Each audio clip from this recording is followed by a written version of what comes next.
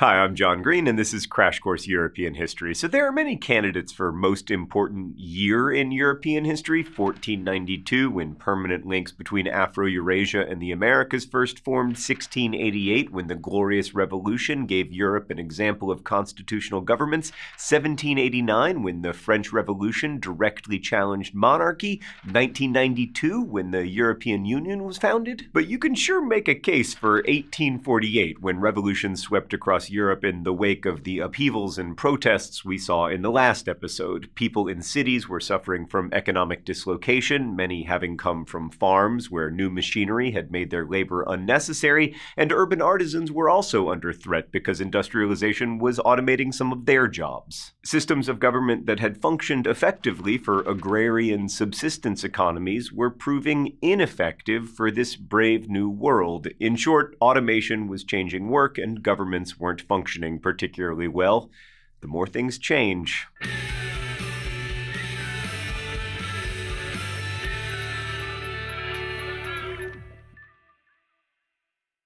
By the end of 1848, France, the Austrian Empire, Denmark, Hungary, the Italian states, and elsewhere in Europe would be enmeshed in the greatest wave of revolutions Europe has ever seen. Many Europeans were experiencing the so-called Hungry 40s, caused once again by bad harvests, and especially in Ireland, the potato blight, a mold that devastated potato crops in Ireland and elsewhere in Europe. The problem was made worse by several aspects of what might be called economic modernity, that is, standardization, one-crop agriculture, and more efficient wholesaling of food. In terms of standardization and one-crop agriculture, traditionally, Peru had at least 4,000 or 5,000 types of potatoes, so if one type contracted a specific blight, there were still, several thousand other varieties that might be safe. But Europe, followed by the United States, was gradually turning toward farms that focused on a single crop, and often a single strain of a crop, for efficiency. Increasingly, imperialists forced this standardization and single crop farming on other parts of the world as well,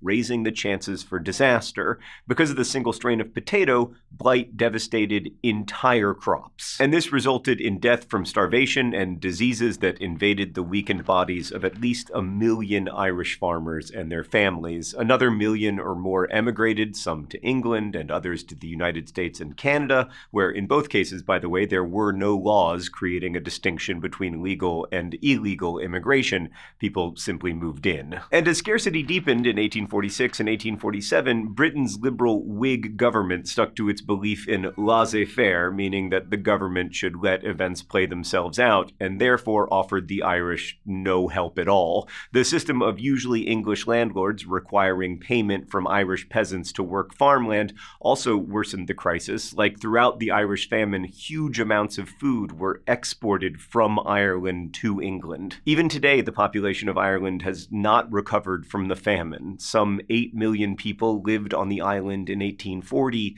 Today, around 6.6 million do. Meanwhile, on the continent, food riots became common, and threats to merchants and storekeepers and bakers and government officials became more menacing and direct. One warning read, "If the grain merchants do not cease to take away grains, we will go to your homes and cut your throats and those of the 3 bakers and burn the whole place down." So yeah, it was pretty tense, as things tend to be when people are starving. Also, amid all this deprivation and death, anti-slavery and pro-freedom ideas were circulating. Between 1833 and 1838, Britain freed slaves across the empire, except in India. A system of slave-like indentured labor did spring up, but the rhetoric in Europe, at least, was one of emancipation. In Eastern Europe, Moldavia and Wallachia began freeing several 100,000 enslaved Roma in 1843. Later, in 1848, France also re-emancipated slaves after their re-enslavement under Napoleon. These events were accompanied by popular abolitionism and uprisings, and the development of a language of freedom, especially freedom from governmental and structural oppression. And that's really important because in some ways it's only when we have language for ideas that we're able to share them and talk about them. And so developing a language around freedoms and ideas about human rights allowed us to share those ideas. On the cultural front, women such as French novelist George Sand, which was a pseudonym, and the English Bronte sisters, pictured behind me looking translucent as always, published best-selling novels that addressed the persecution of women. Sand dressed in men's clothes to get cheaper seats at the theater and for a while led a scandal-ridden life. The Brontes did quite the opposite, but they still shocked people with their portrayal of women as mad or crazed in domestic confinement. Across Europe, women reformers actively addressed the disproportionate poverty of women, which intensified as price inflation for food made it harder to feed families during the Hungry 40s. Many working women also became more politically active, demonstrating in front of city halls because their meager salaries no longer sufficed to buy high-priced bread. Hey, so quick question about the Bronte sisters painting behind me. Who's the spectral figure in the middle who's been erased from the painting? Is that their weird brother who was an opiate addict? What was his name? Bromwell? Stan says his name was Branwell, which might be even worse. Update, we just found out that Branwell Bronte painted that painting, and he painted himself in with his sisters, but then he painted himself out, which is so sad. Oh, the self-hatred. Now I feel really bad making fun of you.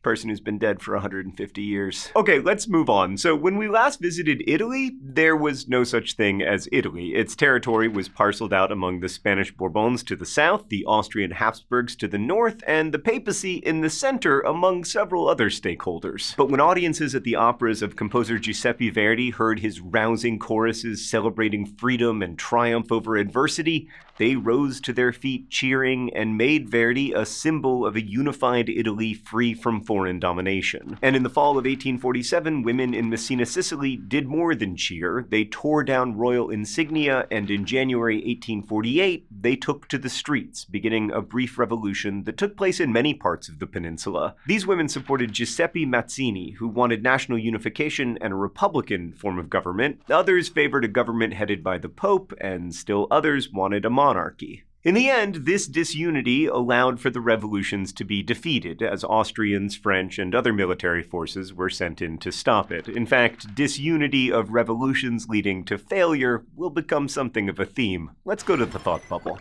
In February 1848, myriad interests came together to spark revolution in Paris and then in other French cities. Upper-class reformers objected to King Louis Philippe's cronyism and limits on voting rights and censorship, but in contrast, the Prime Minister, historian François Guizot, thought Louis Philippe's government was just right. The crowds sent him and the king into exile. Those crowds were backed by the upper-class reformers, but they were fueled by discontented workers and the unemployed and struggling artisans, all affected by rising food prices as well as uncertain conditions of employment. A socialist different from the ones we've already talked about, Louis Blanc, was attuned to the needs of workers and the poor in Paris. He convinced the new provisional government to set up national workshops to create jobs for unemployed men.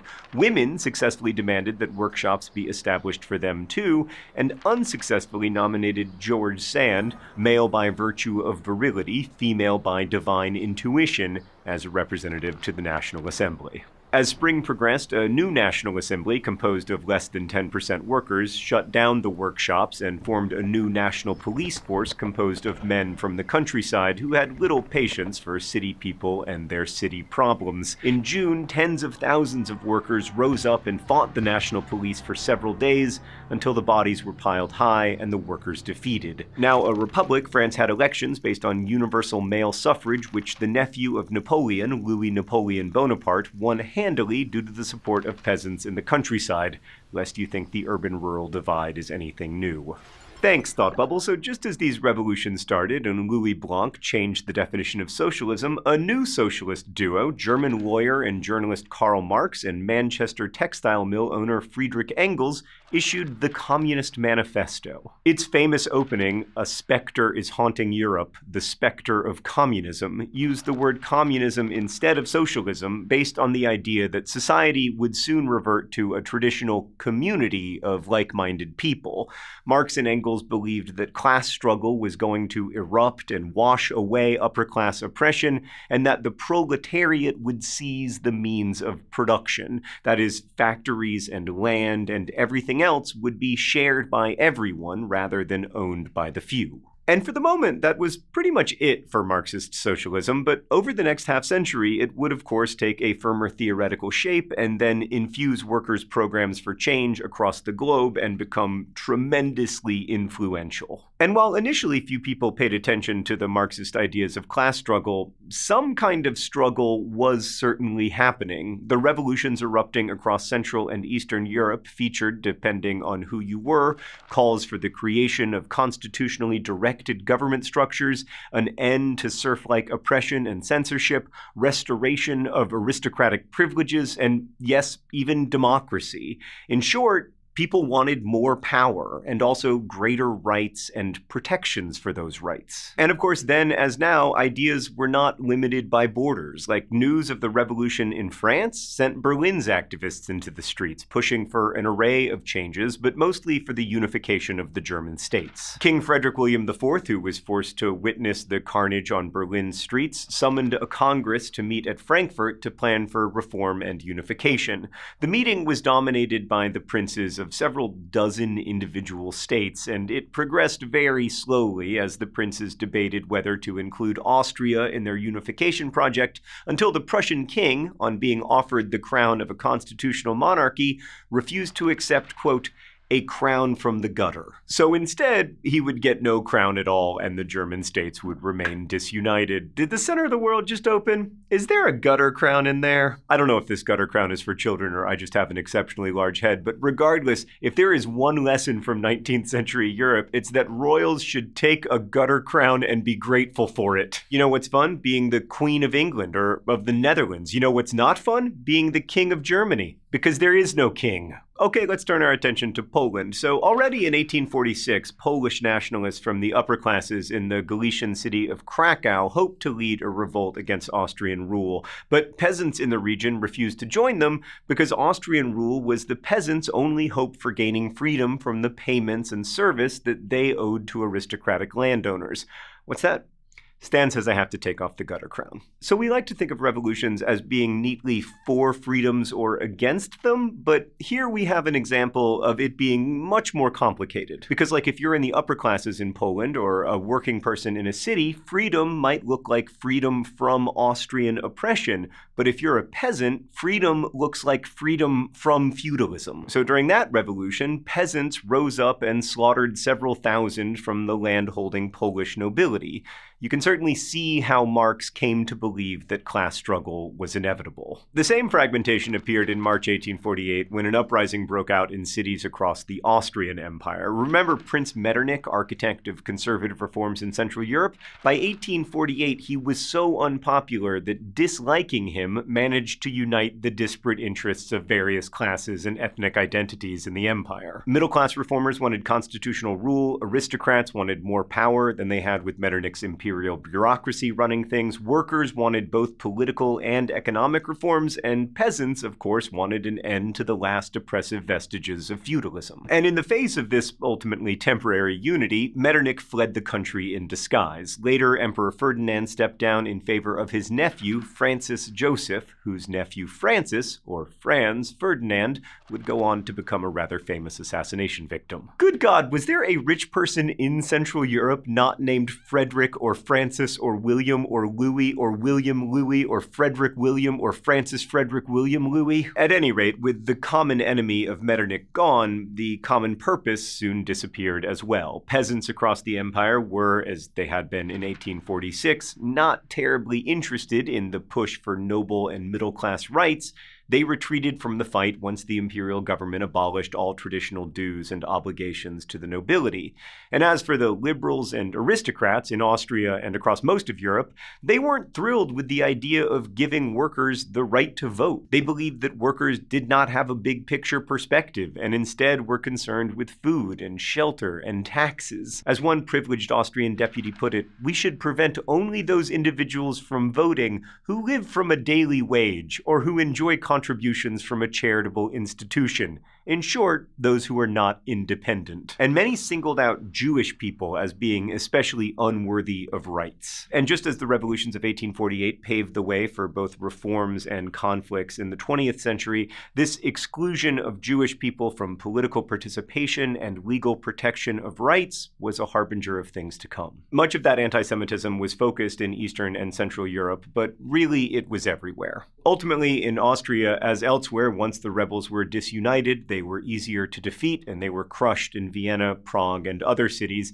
And then in 1849, Tsar Nicholas I sent 300,000 troops to finish off the Hungarians for his Austrian ally. Around 100,000 people were killed across the Austrian Empire in the revolutions of 1848, and thousands more were killed elsewhere, not to mention the destruction of property that accompanied what were often massacres. Guarantees of rights were also rolled back, and some participants were executed or imprisoned or sent into exile. And it's normal to wonder whether history is only the story of death and destruction, and whether the outcomes of these revolutions were worth it. But consider the Austrian peasants who demanded and ultimately received an end to centuries of serfdom. Imagine knowing that you and your children and your children's children will be forced to live on and work the same land, owing an endless debt to the same aristocratic family that you'll never be able to repay. Now imagine the end of that cycle. Imagine being part of the first generation of people in living memory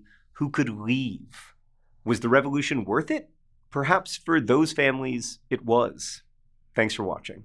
I'll see you next time. Crash Course is filmed here in the Jaden Smith Studios in Indianapolis. Thanks to all of our patrons for making this possible. We've got lots of crash courses, artificial intelligence, engineering, soft business skills. Thank you again for watching, and as they say in my hometown, don't forget to be awesome.